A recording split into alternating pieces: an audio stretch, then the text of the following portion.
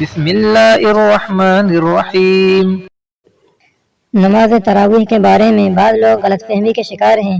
کہتے ہیں کہ نماز تراویح سنت نہیں ہے، کوئی پڑھے ثواب ملے گا، اگر نہ پڑھے تو بھی کوئی مسئلہ نہیں ہے۔ تو اس بارے میں مولانا طارق مسعود صاحب کا بھی کلپ آپ کو پیش کروں گا۔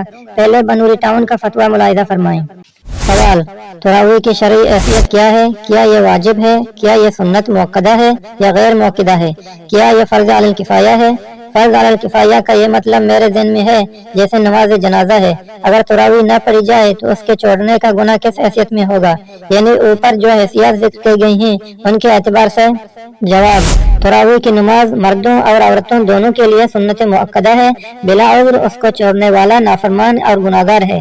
خلفائے راشدین، صحابہ کرام، تابعین، تبع تابعین، ائمہ مجتہدین اور سلف صالحین سے پابندی سے تراویح پڑھنا ثابت ہے، اور مردوں کے لیے تراویح کی نماز جماعت سے پڑھنا سنت کفایہ ہے، یعنی اگر محلہ کے چند افراد اس سنت کو جماعت کے ساتھ ادا کر لیں تو سب کا ذمہ فارغ، ورنہ سب گناہگار ہوں گے۔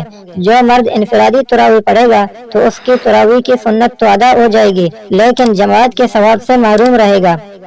اور عورتوں کے لیے جماعت سنت مؤکدہ کفایہ نہیں ہے، بلکہ عورتوں کے لیے گھر میں تنہا پڑھنے میں زیادہ ثواب ہے۔ دارالعلوم دیوبند کا فتویٰ بھی دیکھیں۔ سوال: نماز تراویح کی شرعی حیثیت کیا ہے؟ واجب، سنت مؤکدہ، سنت غیر مؤکدہ یا پھر مستحب؟ مہربانی فرما کر حوالہ کے ساتھ جواب دیں۔ جواب: بسم اللہ الرحمن الرحیم۔ احناف کے نزدیک تراویح کی نماز سنت مؤکدہ ہے، واجب یا مستحب نہیں۔ اور در المختار کا حوالہ بھی دیا ہے، التراویح سنت مؤکدۃ لمواظبۃ الخلفاء الراشدین۔ اب مولانا طارق مسعود صاحب کا حوالہ بھی سنیں۔ تو بالکل تراویح بھی ایسا ہی مسئلہ ہے کہ رسول اللہ صلی اللہ علیہ وسلم نے رمضان میں قیام اللیل کی اتنی فضیلت کی، جہاں روزے کا ذکر وہاں قیام اللیل کا بھی ذکر ہے۔ رمضان میں پتہ چلا روزہ اور قیام اللیل ساتھ ساتھ جڑے ہوئے ہیں۔ اب قیام اللیل کو فرض تو نہیں ہم قرار دے سکتے کیونکہ یہ تو تراویح نبی نے 3 دن بعد چھوڑی اس لیے کہ فرض نہ ہو جائے، تو کم سے کم درجہ اس کا کیا ماننا پڑے گا؟ سنت مؤکدہ۔